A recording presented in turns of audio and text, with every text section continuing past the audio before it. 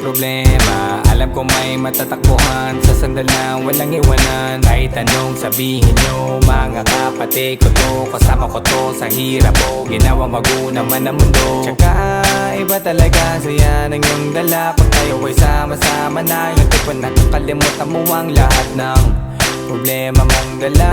Basta ganun na nga, pag tayo'y kompleto na, mas masaya, diba? Gusto ko kasama kayo sa kulitan, sarap walang iwanan. At kahit na minsan nagkakaroon man tayo ng hindi pagkakaunawaan, tampuhan at galit, awayan, pag-usapan na lang sa tagayan. Di makatiis pag nakitang nakangiti, apiran wala na yan. Sabay halakhakan